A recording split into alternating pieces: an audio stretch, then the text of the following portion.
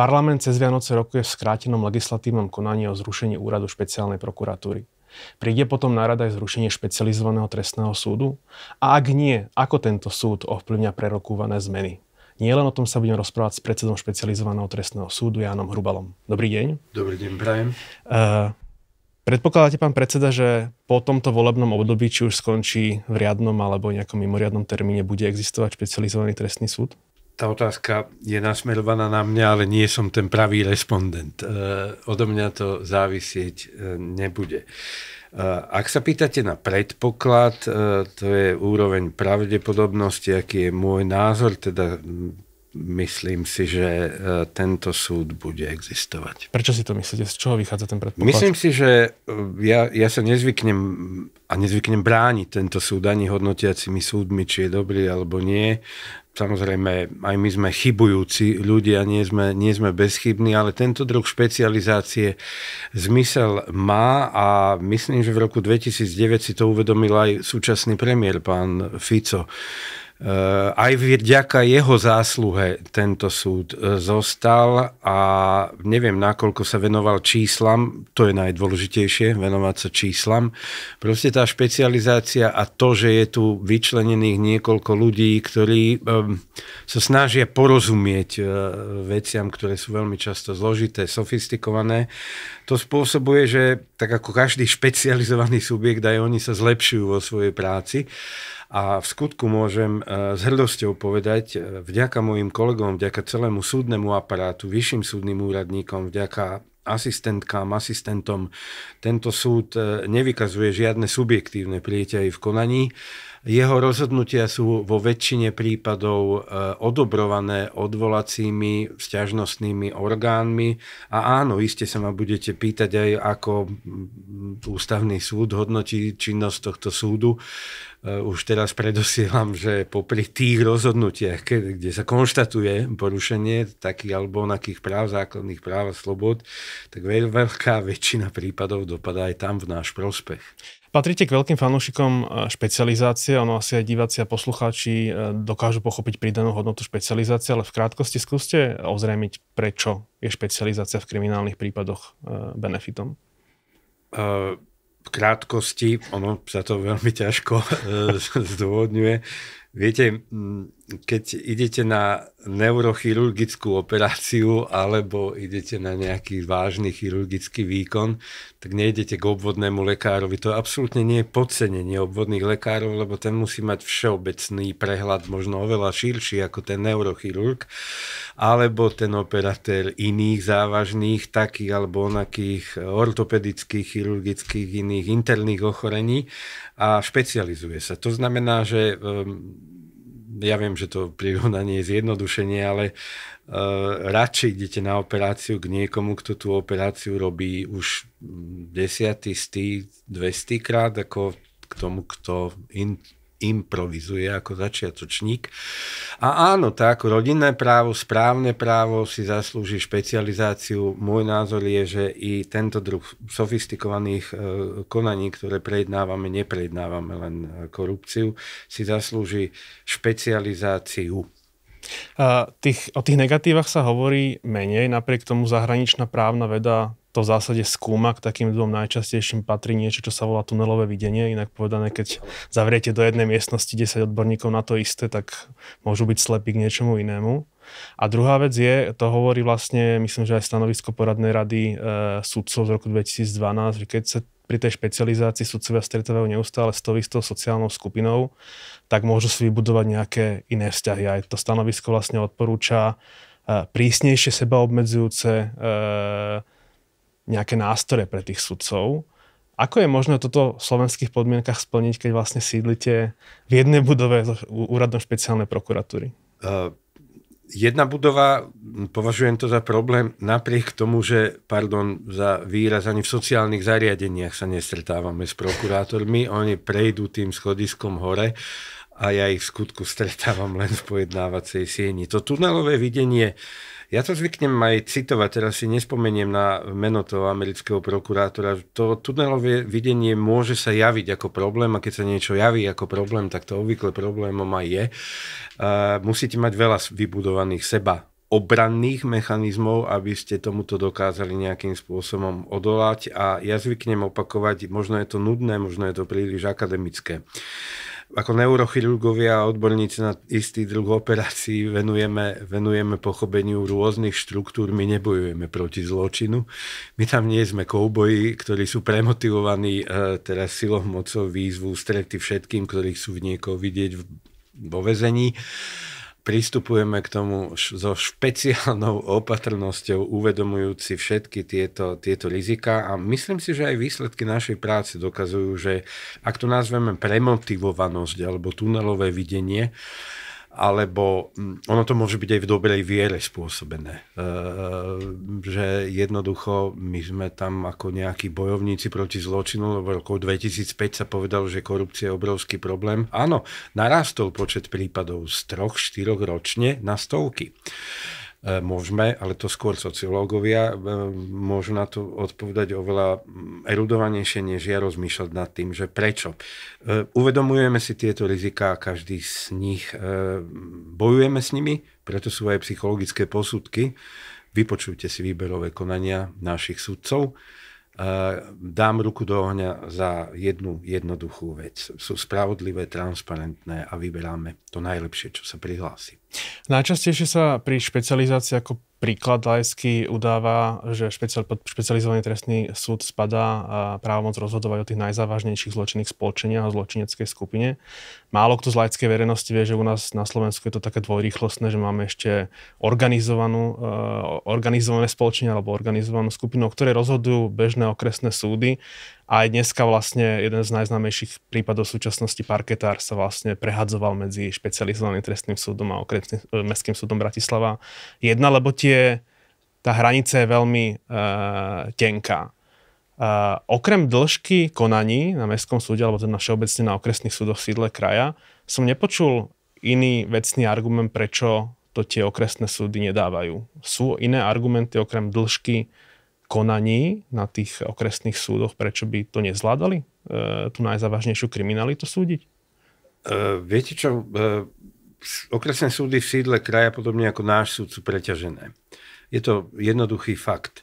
Jednoduchý fakt je i to, že neviem, čo je kauza parketár, ale napríklad volá sa to Most pri Bratislave. Ten prípad je vražda pri Moste pri Bratislave. Ten je u kolegov na mestskom súde 15?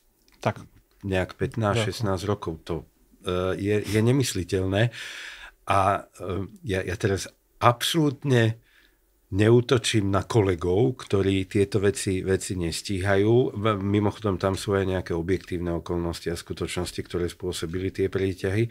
Ale keď sa to posúva, či už medzi nami a nimi, alebo medzi rôznymi sudcami, lebo jeden ide do dôchodku o 3 roky, ani nezačne tú vec pojednávať, lebo on má strašne veľa ďalších vecí. Viete, tie časové limity sú obmedzené. Vy nemôžete pojednávať. Priemer u nás je 68, ale máme kolegyňu, ktorá vyše 100 dní strávila v pojednávacej sieni. Veď to je nemysliteľné. Tí kolegovia na mestských súdoch sú nútení k tomu istému. Čiže robia to, že keďže vybavujú aj tú v úvodzovkách jednoduchšiu agendu, tak tieto veci si vytýčia raz za pol roka na 2-3 dní. Sám dobre viete, lebo chodíte na naše pojednávanie, že to sa u nás nestáva. Že proste tie pojednávania, použijem výraz, frčia a minimálne niekoľko dní do mesiaca sa s každou vecou zaoberáme a sám viete, že väčšinou od rána do večera. Záver. Ja neviem. Jednoducho nie je v ľudských kapacitách stíhať penzum roboty, ktoré presahuje vaše intelektové, ale hlavne časové kapacity. Intelektové nemyslím v tom slova zmysle, že by tomu kolegovia nerozumeli. Hypotetická otázka, lebo ani ja nepredpokladám, že by došlo k zrušeniu špecializovaného trestného súdu, ale keby došlo a presunulo sa to napríklad po bulharskom modeli na okresné súdy aj so sudcami, čo by to znamenalo pre tie prípady? Mne to matematicky vychádza najmä tak, že by trvali roky. A následne by sa to prejavovalo na sadzbách, ktoré by na konci dňa boli určite ukladané. Dlhotrvajúce konanie, ktoré nie je ak dĺžka konania nie je zapričinená samotnými obvidenými, obžalovanými, čo nebude tento prípad, keby k tomu hypoteticky došlo, na konci dňa znamená výrazne nižšie tresty. Čo by znamenalo zrušenie? Ja áno, po návrate z dlhšie trvajúcej dovolenky sme urobili také výpočty. Všetky veci by sa začali odznova. To znamená, máme desiatky vecí, kde už je odpojednaných niekoľko desiatok dní a neprichádzalo by do úvahy ani použitie toho ustanovenia trestného poriadku, ktoré umožňuje skrátiť konanie, ak sa zmení Senát. Títo kolegovia by tieto veci, sú ich naozaj desiatky, pričom to nie sú len exponované politické kauzy, ak si dovolím použiť tento výraz. To sú veľmi často aj opäť za výraz, jednoduché kriminálne, drogové, násilné trestné činy. Kolegovia by to museli začať od znova. Obávam sa, že stovky, respektíve debata o stovkách pojednávacích dní navyše je debata oprávnená a stovky pojednávacích dní navyše, ak nie tisíce, sú na programe dňa. Alebo by boli na programe. Myslím, že na Markíze ste povedali, že zrušenie špecializovaného trestného súdu je rovnako jednoduché ako úradu špeciálnej prokuratúry. Je to tak naozaj? Lebo mne sa to tak nezdá, lebo nie je nič, čo sa volá právo na zákonného prokurátora, hoci teda sa diskutuje práve na nestranného prokurátora, ale odňať len tak a zrušiť súd, presunúť sudcov a odňať prípady nie je také jednoduché, nie? Je to oveľa, áno, je to zložitejšie, ale neexistuje ústavou garantované právo na špecializovaný trestný súd. Dokonca, keď aj vtedajšia politická garnitúra toto chcela presadiť do ústavy, tak som hovoril a bol zjednodušene povedané proti. Sústava súdov je vecou zákonodárcu, nie vecou ústava. Medzinárodné dohovory garantujú nezávislých sudcov. To samozrejme nesmie byť porušené, ale ak sa štát rozhoduje nereorganizovať súdnu mapu tak alebo onak, však sa to aj udialo, tak na to, ako kompetencia právo má, vyžaduje to veľké úsilie, veľa debát. A áno, zaujímavé je i to, že v zásade síce neexistuje právo na špecializovaného sudcu, ale existuje právo na zákonného sudcu, len to by zákonodárca vyriešil tým, že by zmenil zákonného sudcu. Rozumiem. V denníku N ste sa vyjadrovali, Veronika Pršová sa spýtala aj na tú karikatúru, ktorú dostal špeciálny prokurátor. Vy ste na to odpovedali, že vlastne, že vy by ste ju teda neprijali, ale v zásade ste povedali aj to, že teda ten prokurátor vlastne na konci dňa chce, aby tá hlava bola odťatá.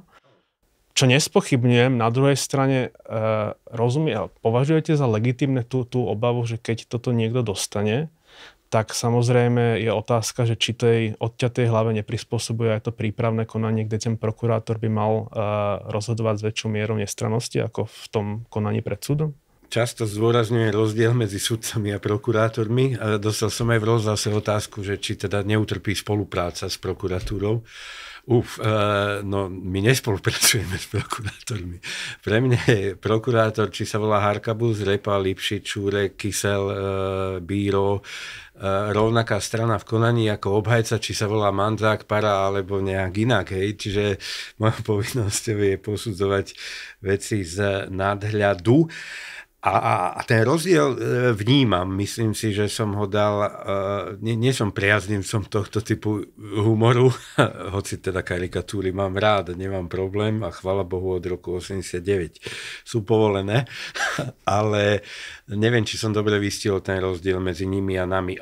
Ich úlohou úplne v pohode, podobne ako úlohou obhajcov je zabraňovať stínaniu hlav, tak úlohou prokurátorov je v pohode, to môžu nazvať stínanie hlav, ale nie oni ich zotnú. Ak sa zotnú tie hlavy, tak my. Preto som povedal, že dúfam, že mojich kolegov by ani nenapadlo mi takúto. Tomu rozumiem a možno to objasniť ďalšia otázka, ktorú k tomu položím, ale že či nie je legitímne mať obavu, že v tom prípravnom konaní tomu cieľu zotnúť konkrétnu hlavu je prispôsobované napríklad vyšetrovacie verzie. Vyšetrovacie verzie tiež posudzujeme my v konečnom dôsledku. Aj unesenie dôkazného bremena posudzujeme my. Otázke vašej rozumiem, viac na to, respektíve viac k tej odpovedi neviem dodať. Prokurátori sú strana v konaní po podaní obžaloby ich legitímnym, zákonným a zámerom, ktorému rozumiem, je dosiahnuť trest. Áno, respektíve odsudzujúci rozsudok. Áno, rozumný prokurátor, pokiaľ sa situácia dôkazná vyvíja v jeho neprospech, podľa môjho názoru by mal právo aj ustúpiť od obžaloby, aj korigovať svoj záverečný návrh. Ale on je pánom prípravného konania. Ja nič neevidujem, že by prokurátori konali niečo zákerné. To neznamená, že vždy im dáme za pravdu. Naopak sú veci, ktoré vyriešime v rozpore s ich záverom. Nie je to úplne výnimočný prípad, stáva sa to. Veľmi často sme normálny súd. Ale snažil som sa vystihnúť ten rozdiel. Oni sú tí, ktorí chcú stínať hlavy. Obhajoba sú tí, ktorí nechcú, aby hlavy boli zoťaté. Takže keby kolegovia, obhajcovia dostali karikatúru v opačnom garde, tak tiež by som to neobdivoval ako sudca, ale neberiem im právo na to. Pýtam sa na to v súvislosti alebo v kontexte s rozhodnutím SLP vo veci Vassaraba Paulus, kde teda Európsky súd vyčítal aj špecializovanému trestnému súdu, keďže on ich odsúdil, týchto dvoch pánov, jednostranný spôsob vedenia toho konania. Proste prokurátor nepracoval s inými verziami ako s tou jednou ním preferovanou. Ako často sa toto deje v tej súdnej praxi? Už som hovoril o tom, že nie veľmi často, ale myslím si, nepoznám detaily toho prípadu, rieši to kolegyňa, myslím si, že tam jej vytkli to, že sa na niečo neodpovedala, alebo niečím sa nezaoberala. Snažím sa zabezpečiť prísun rozhodnutí všetkým sudcom. Máme na to zriadený tzv. Spoločný priečinok i osobu, kolegyňu, ktorá sa týmto zaoberá. Vieme o tomto rozhodnutí. Ja netvrdím, že sa to nestáva. Kolegyňa bude na to reagovať, kolegyňa sudkyňa. S vecou sa vysporiadame. Záver, takéto pochybenia z času na čas vytknuté sú nielen nášmu súdu, sú vytýkané aj holandským, aj belgickým, aj o Rusku ani nechcem hovoriť, súdom. A áno, nie sme neumilní. Vy ste spomenuli tie nálezy ústavného súdu. 2/3 z nich sa týkajú špecializovaného trestného súda rozhodovania o väzbe. Či už teda v ponímaní priamo, alebo sekundárne za najvyšším súdom. Faktom je, že ten počet narastol po roku 2020 a faktom je, že väčšina sa týka väzieb z roku 2020 a 2021, keď aj ten spoločenský diskurs bol veľmi ovplyvnený otázkou tzv. Nadužívania väzby. Nie sú tie 2/3 signálom naozaj o tom, že sa nadužívala väzba a aj tí sudcovia boli ako keby v takom švungu, laicky to poviem? Áno, my musíme byť často vo švungu pracovať, pretože inak sa ten nápor práce nedá zvládať. Popri týchto, neviem, áno, myslím, že ich je 30, z nich 2/3 sa týkajú nás, ono sa to netýka špeciálnej prokuratúry, lebo oni majú právo nadnášať a požadovať, čo chcú. Sa týka väzobných vecí. Ja nemám presné číslo, ale aj za tejto situácie, a tiež sa to počíta na desiatky prípadov, sme väzbu nerealizovali. To znamená, prokurátorovi sme nevyšli v ústrety. A popri týchto 30 sú ďalšie desiatky, ak nie stovky prípadov, kedy súd aj ústavný, aj štrasburský povedal, všetko bolo v poriadku. My sa učíme z tých rozhodnutí. Nadužívanie väzby je moja srdcová téma. Ja som mimochodom aj člen advokátskej komory a i keď trestné právo som nerobil počas tých 8 rokov, kedy som bol advokátom, patrím k zástancom nedrakonických trestných sadzieb a patrím k zástancom toho, ak v každom rozhodnutí to píšem, že väzba je naozaj výnimočný inštitút a možno ku nej pristúpiť len keď sú dané okolnosti. Sú situácie, ktoré či už materiálne alebo formálne dôvody väzby, sú situácie, kedy sme to vyriešili v rozpore s názorom ústavného súdu. Ale bolo to, tá otázka smerovala k tomu, že či to bola systémová chyba v danom čase a priestore? Systémovej zaujatosti, systémovým chybám, ten výraz, tomu ja dostatočne nerozumiem, pretože tak ako máme oslobodzujúce rozsudky, ktoré sa nestretli s pochopením verejnosti, tak máme i väzobné rozhodnutia, ktoré sa nestretli s pochopením verejnosti. Náš súd nevykazuje nejaké tragické čísla vo vzťahu k vzatiu či nevzatiu do väzby. Sme naozaj porovnateľní s ostatnými súdmi a ja použijem príklad, ktorý možno nie je najšťastnejšie zvolený, tak ako kolega dnes, už terajší kolega Filo, nevzal pána Dedečka do väzby nie preto, že by si nemyslel, že je to človek, ktorý spáchal niečo zlé a je podozrivý z niečoho naozaj vážneho, ale preto, že tu nevidí zmysel v tej väzbe, i keď jeho názor bol korigovaný odvolacím súdom. Takto si predstavujem sudcov. Odolajú aj švungu, ak ste použili tento výraz, že teraz wow, ideme všetkých pozatvárať, to nerobíme. A odolajú ale aj tomu, aby konvenovali, respektíve vychádzali v ústretí. Úplne všetkým rozumiem, len v nejakom čase sa tu objavili 20 nejakých rozhodnutí, ktoré viac menej všetky pomenúvajú ten istý problém, že to odôvodnenie tej väzby bolo vágne, nedostatočné. Ani predtým, ani potom sa to v takomto množstve nedialo. Čo je prirodzená otázka, že či sa medzi tými sudcami stalo v danom čase niečo? Nestalo sa nič medzi sudcami. My za mojej éry zajeli Michala Trubana, zajeli Oldřicha Kozlíka, zajeli Igora Králika. Nerobíme nič iné, len akademicky debatujeme. V skutku nikto nesignalizoval, tohto treba tak alebo onak. Ale akademicky debatujeme, nič sa nestalo. Tie podmienky Štrasburg nastavuje tiež prísnejšie.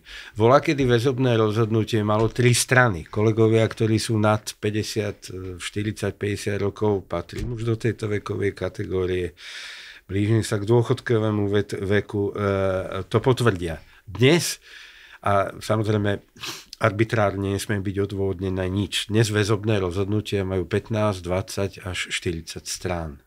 Ideme z extrému do extrému, lebo sa učíme. Vy teraz pri tých mediálnych vystúpeniach hovoríte najmä teda o úrade špeciálnej prokuratúry a to, čo sa chcem pýtať a vlastne na čo sa chcem ďalej sústrediť, je práve špecializovaný trestný súd, lebo tie novely podľa mňa zásadným spôsobom ovplyvňujú aj činnosť špecializovaného trestného súdu. Ja teraz budem mať troška dlhšie antré. 3 veci vám pribudnú. Je to rozhodovanie o prehliadkach iných priestorov a pozemkov. Do dneska to rozhodovali prokurátori. Len pre príklad teda divákov a poslucháčov ide okolo 100 rozhodnutí ročne. Potom sú to podmienečné zastavenia trestných stíhaní. Ak som to teda pozeral dobre, tak v lani to bolo 19 prípadov z celkovo 44 zverejnených, rok predtým 14 zo 62. A potom sú to pribudne tam blanketné ustanovenie o opravných prostriedkoch podľa európskeho práva, čo si teda netrúfam povedať, koľko toho bude. Predpokladám, že v úvode asi veľa, lebo to obhajcovia začnú využívať. A naproti tomu príklad, pani Záleska v lani odpovednávala 125 vecí, sudca Pol mal 86, sudkyňa Sabová 132. Keď si tieto dve veci porovnám, tak vlastne ten nápor, ktorý príde nový, je asi tak za 2 sudcov. Odpoveď je áno. Nemám také tak urobený podrobne štatistický prehľad ako vy. A odpoveď je, zvýši sa nápor vďaka iniciatívam, ktoré som vyvinul ako predseda súdu, by nás malo byť 18, čiže o 3 viacej postupne. Teraz máme posledné výberové konanie vo februári, ktoré doplní počet na 18. Vidím, že ste zrejme listovali v štatistických výkazoch a vidím, že aj vy vidíte tragiku tých čísel, pretože to sa dá zvládať. Ako viete, dá sa to zvládať, keď aj soboty, nedele máme právo aj my oddychovať. A ja neviem, čo to spraví. Ja neviem, čo to urobí. Mimochodom túto legislatívnu úpravu, najmä pokiaľ ide o tie opravné prostriedky podľa medzinárodných dohovorov a smerníc, má sa na mysli, myslím, že je to článok 43, smernice 14-13, to nepovažujem za šťastné riešenie. My jednoducho, napríklad ak sťažnosť smeruje proti odmietnutiu spresnenia obžaloby, tak povieme, že prokurátor si nesie dôsledok za obsah obžaloby. V konečnom konečnom dôsledku ako taký. Nie je to šťastné legislatívne riešenie, pribudnú nám prípady, pribudne nám robota. Či to budeme zvládať alebo nie, už s odretými ušami budeme asi musieť, ale to, že sa predĺžia konania a to, že už to nebude také, ako to je doteraz, že dostaneme nejakú vec, buď odmietneme do pol roka obžalobu, alebo vytýčime do pol roka termín, málo kedy, doslova nikdy sa to nestáva a budeme pojednávať rok, 2, no tak sa tie čísla predĺžia. Budeme pojednávať 5 rokov, možno aj my, podobne ako mestské súdy. To bola moja ďalšia otázka. Minister s vami hovoril o tým? Nie. Rozsahom a zložitosťou by ste rozhodovanie o tých podmienečných zastaveniach porovnali s dohodami o vine a treste alebo skôr s meritorným pojednávaním? Skôr k dohodám o vine a treste a registrujete, dúfam aj vy, aj mediálna obec, že my sa nevždy stotožníme s návrhom na dohodu o vine a treste. Tam máme technické pripomienky a sa stáva nie málo kedy, že aj výška trestu sa nám javí byť nízka. Ale mimochodom, pri spolupracujúci, veď to nie je nič nové pod slnkom, že sa vychádza v ústrety. 90% vecí v USA sa rieši plea bargainingom. Kedy si sudca zavolá strany v konaní a povie, viete čo, však pozrel som si, ak pôjdete do súdneho sporu, hrozí vám 20 rokov, teraz som ochotný vám dať 4 alebo 5. Ja mám pripravený legislatívny návrh, ktorý toto absolútne lege artis a absolútne nie ultra vires zabezpečuje a ja som priaznivcom odklonov. To neznamená však, že schválime všetko, na čom sa obvinený s prokurátorom dohodli. Ešte vlastne k tým opravným prostriedkom podľa európskeho práva, vy teda hovoríte, že nie ste z toho nadšení, ale ono to vlastne vyplýva aj z toho jedného nálezu, alebo možno z dvoch, ale minimálne teda spomeniem jeden, ktorý sa týkal vlastne Tibora Gašpara a zamedzenia kontaktu s rodinou, kde sa on teda domáhal opravného prostriedku podľa smernice o kontakte s tretími osobami a obhajcom, nebolo mu vyhovené. V zásade ústavný súd povedal, že to mal špecializovaný trestný súd prejednať ten nepomenovaný opravný prostriedok, ktorý dneska v trestnom poriadku nemáme. Vy viete dneska odhadnúť vlastne, koľko takých opravných prostriedkov v európskom práve je a môže byť? Neviem to odhadnúť. Možno sa to bude počítať na desiatky, ale toto nie je tá najväčšia tragika, pokiaľ ide o matematiku. Ako toto by sme mohli zvládnuť, tam pevne verím, že nejaké 5-stranové rozhodnutie bude postačovať, ale aj to musíte robiť 1, 2, 3 dní. To sa nedá na kolene vyrobiť, ani umelou inteligenciou vyrobiť. Novela trestného zákona znižuje trestné sadzby. V tej verejnej diskusii máme implicitný sklon vlastne, ja som sedel na vašom mieste, Tomáš Strm, ja som povedal, že fetišizovať trest odňatia slobody ako jediný správny, spravodlivý, uspokojujúci nejakú túžbu po spoločenskej odplate. Prečo to tak je? On hovoril, že to je zakorenený zvyk z komunizmu. Je. Absolútne súhlasím. Fetišizovanie, nenapadlo ma tento výraz, ale ak ste ho vy použili, fetišizovanie trestania je zakorenené možno ešte hĺbšie ako z čias komunizmu. Teda tento ortodoxné ponímanie náboženských otázok hovorí o tom, že je tu Pán Boh, ktorý trestá a postihne všetko zlé, čo urobíme. Ja samozrejme počítam s tým, že človek musí mať svedomie, ale pýtajú sa ma často, používam ten termín restauratívna justícia. Ono ho už používala ministerka Kolíková, William Karas pokračoval. To je spravodlivosť, ktorá sa stará nielen o trestanie, ale aj o nápravu stavu. Nie je dôležité potrestať toho človeka. Ja neviem, ja síce už mám veľmi veľké deti a teraz vnúčatá, starí rodičia sú benevolentnejší k vnúčatám a aj deti určite boli aj potrestané, ale snažili sme sa s manželkou ich aj nejakým spôsobom napraviť, respektíve restorizovať ten stav. Čiže som fanúšikom toho a ja som nikdy nebol za drakonické tresty. Myslím, že som to aj niekoľkokrát verbalizoval. Vy vidíte niečo zle na tom, že páchateľ legalizácie, dlhoročný podnikateľ zlegalizuje 1 000 000 eur a namiesto toho, aby sme ho poslali na 12 rokov do basy, dostane 1,5 milióna peňažný trest a 5-ročný zákaz činnosti byť konateľom? Že je hodnotovo, ma to zaujíma.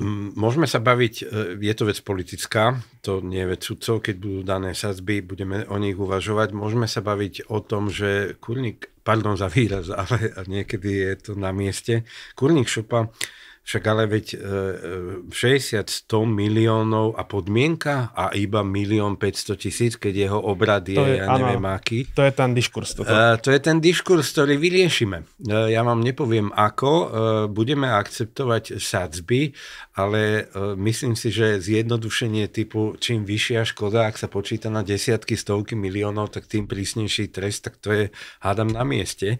Ale nehovorím o tom, a najmä u páchateľov, ktorí povedia, áno, ja som to riskol. Mimochodom aj tie legalizačné štruktúry, naozaj nebudem a nechcem hovoriť o konkrétnych prípadoch, tie môžu byť sofistikovanejšie a aj také nahranie. Čiže to všetko sa môže vyhodnotiť a premietnúť do úvah o treste, ale záver jednoduchý, ak niekto ukradne 100 miliónov, podmienka a 1 500 000, to sa mi zdá tiež extrém. Ale napríklad 10 miliónov a zákaz činnosti na 5 rokov nie, lebo poviem príklad, že prečo som sa to pýtal, že pre niekoho, kto je v biznise 20 rokov a dáte mu zákaz činnosti na 10 rokov, podľa mňa je to pre neho väčší trest, ako ho posadiť do basy.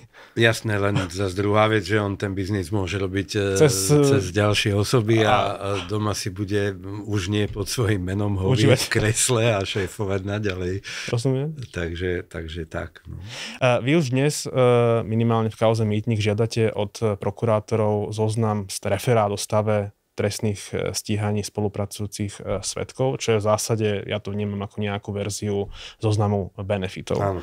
My sme sa aj na jednom z tých neformálnych novinárskych stretnutí sa na to pýtal, že či nie je chyba, že medzi benefitmi nie je to, že prokurátor je tak povedať slepý a hluchý k trestnej činnosti. Vy ste na to odpovedali, že nepovedali ste priamo, že to je chyba, ale že áno, pokiaľ sa nezačína ani trestné stíhanie vo veci, tak vy sa nikdy nedozviete o tom, že nejaký taký benefit bol poskytnutý.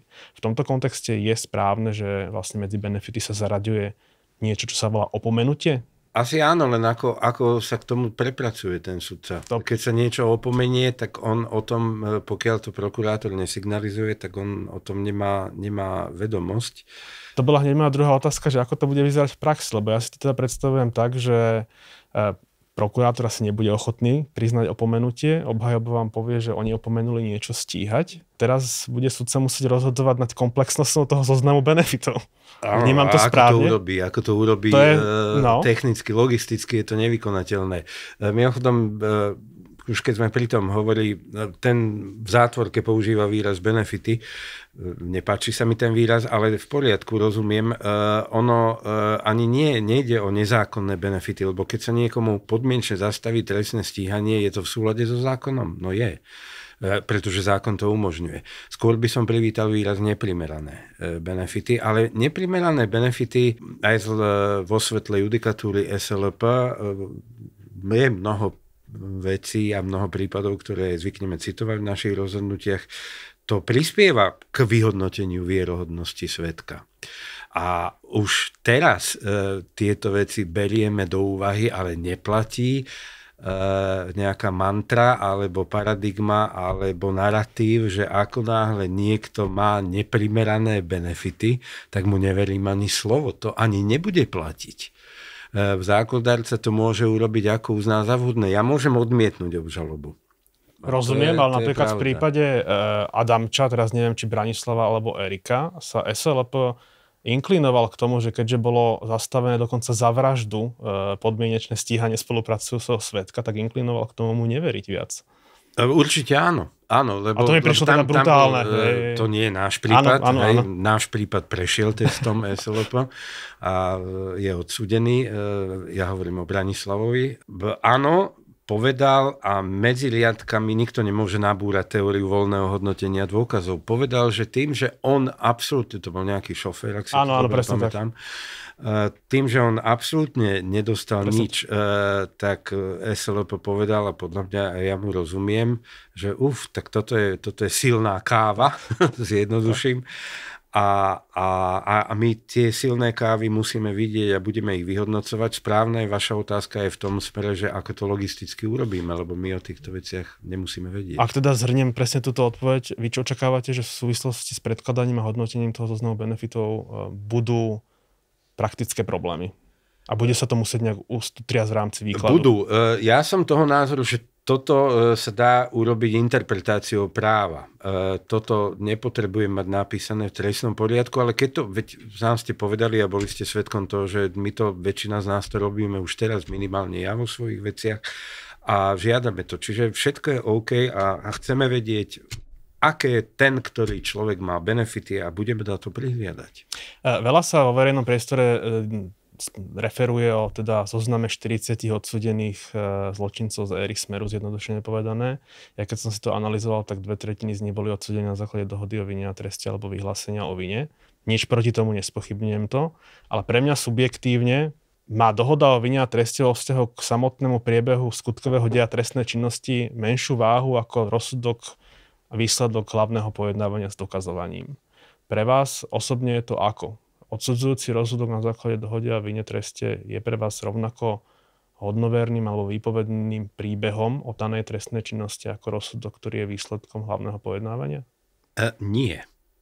Ale dohoda o vine a treste je konanie lege artis a vo veci Navalny oficerov a v ďalších veciach Štrasburg vyriešil veľmi jednoduchú vec a áno, do istej miery sa toho týka aj Mucha, sme už oveľa opatrnejší, hoci to je technicky ťažko, a to je veľká téma, zvládnutelné, aby, vrátim sa k tomu, čo som pôvodne chcel povedať, Navalny oficerov, ruský súd jednoducho povedal, že však ten, myslím, že oficerov sa priznal a veď keď usvedčil aj toho Navalného v rámci konania o dohode o vine a treste, Štrasburg na to odpovedal slovom fresh consideration.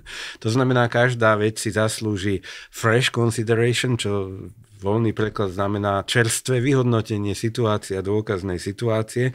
Zas druhá vec, že nebol až taký prísny vo veci Schwarzenberg, pokiaľ ide o nemecký súd, kde teda brat usvedčil brata a potom bol aj ten brat, ktorého neskôr, myslím, v Španielsku chytili, odsúdený potom aj on použijúc výpoveď tohto. My to nikdy nerobíme. My vždy ten fresh consideration poskytneme.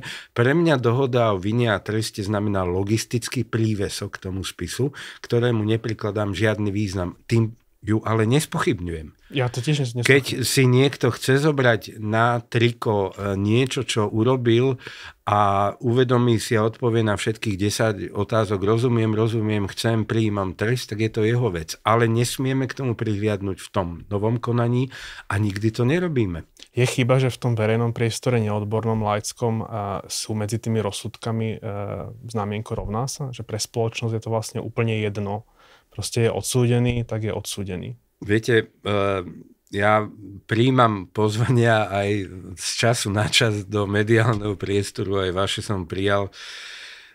Nie len preto, že sledujem, že sa dlhodobo venujete tej problematike so záujmom, ale aj preto, aby som nejakým spôsobom čo najjednoduchšie vysvetľoval tieto veci. Ja neviem, koľko stoviek poslucháčov si toto vypočuje. Toto sú najnudnejšie časti všetkých nejakých vysvetlení, pretože mnoho ľudí nerozumie rozdielu medzi prokurátorom, sudcom, obhajcom.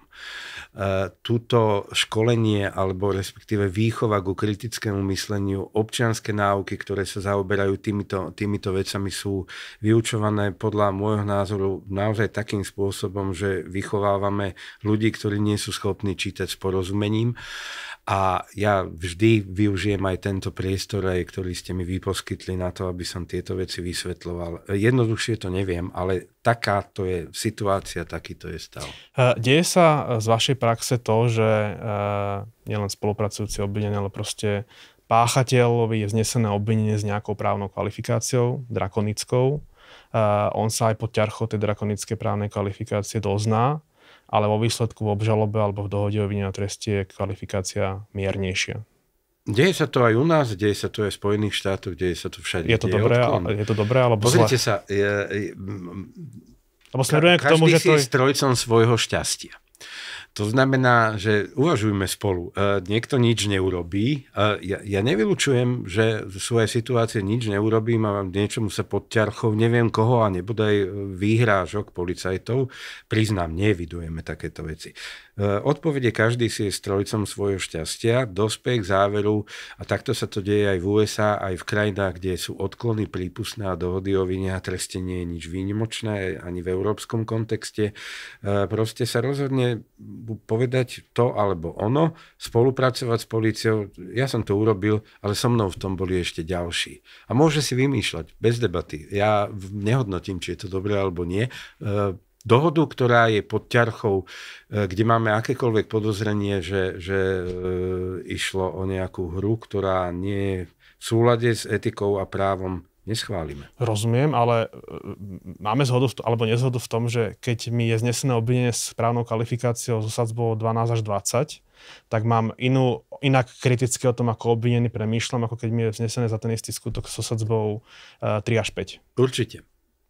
V tomto vám dávam za pravdu, ale on povie 12 a 20, potom idú výnimočné okolnosti prípadu, respektíve dohoda o tretinu dole sadzba, to zachováva aj novela.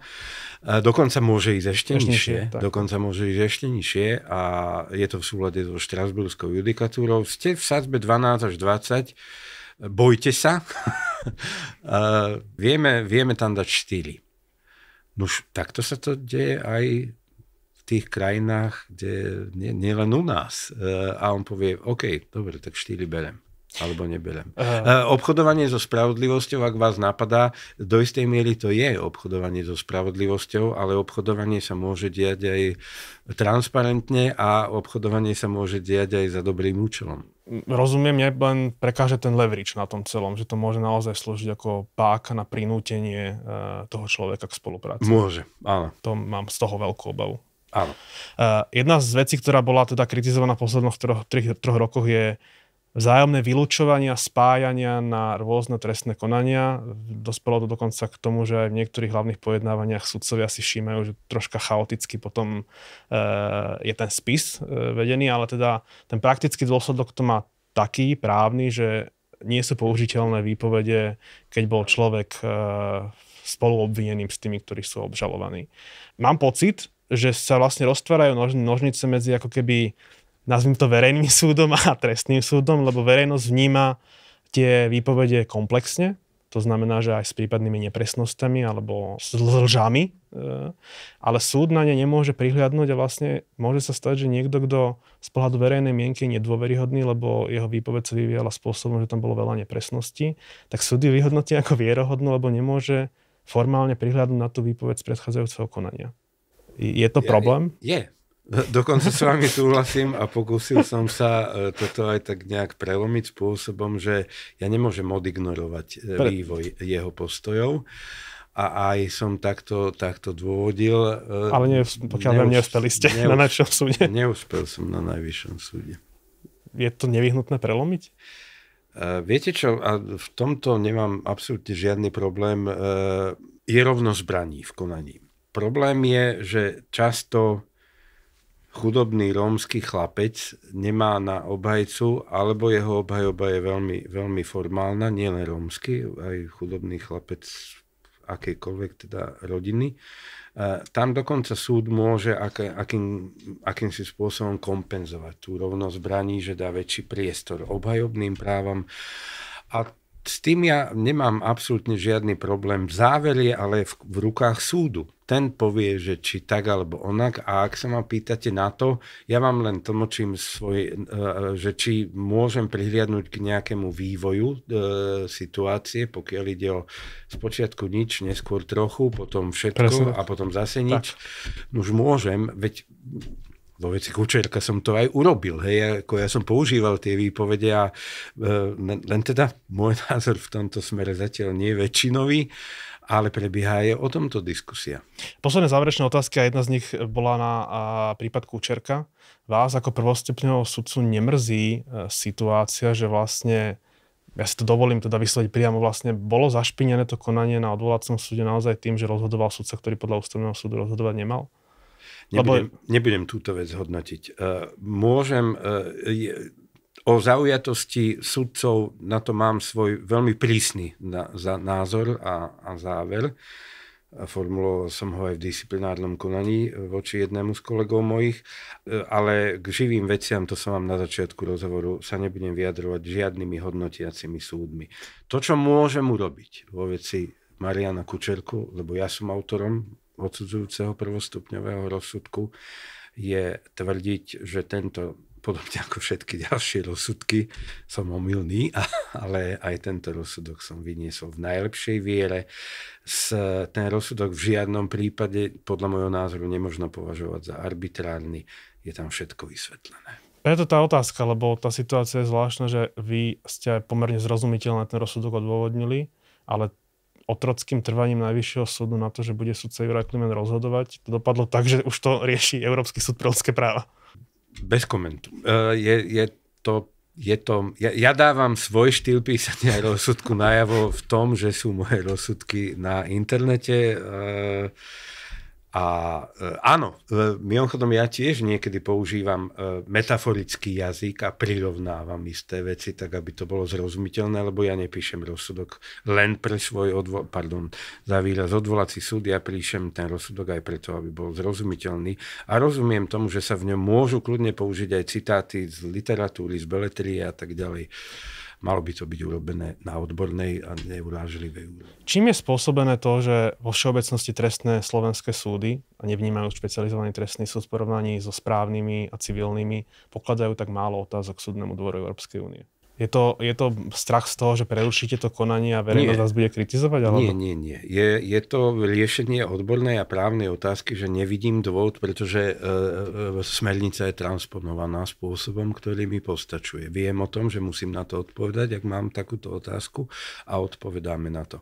Nie je to preto, že sa bojíme, že čo nám na to povie. Ja by som ako mimochodom na mnoho vecí rád mal odpoveď, napríklad na tie použitie výpovedí z iných konaní aj od Európskeho súdneho dvora, teda súdu Európskej únie alebo Štrasburského súdu. Ústavný súd v krátkom čase prijal 2 sťažnosti 2 obvinených proti príkazom na domové prehliadky. Tí obvinení sú naďalej trestne stíhaní, čo je vlastne odklon od doterajšej judikatúry, ktorá zdôrazňovala princíp subsidiarity. Čo to znamená pre hlavné pojednávanie, ak teda začne Ústavný súd preskúmavať už v prípravnom konaní príkazy na domové prehliadky?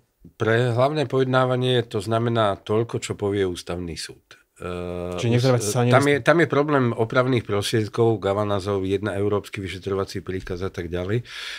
Áno, je to problém. Ja si ale neviem predstaviť, že voči príkazu na domovú prehliadku je prípustný opravný prostriedok, ktorý nebodaj má odkladný účinok. Dobrý deň, ja som prišiel prehliadnúť váš dom, voči tomuto je prípustná sťažnosť, ak ju podáte, má to odkladný účinok a prídeme o 2 týždne.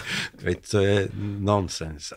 Ale samozrejme príkaz na domovú prehliadku musí byť opretý o paragrafe 99, paragraf 100 trestného poriadku musí byť odôvodnený. Dúfam, že také príkazy vydávame. A keď povie Ústavný súd, že je tam nejaký problém, tak vyhodnotíme podľa toho, čo povie.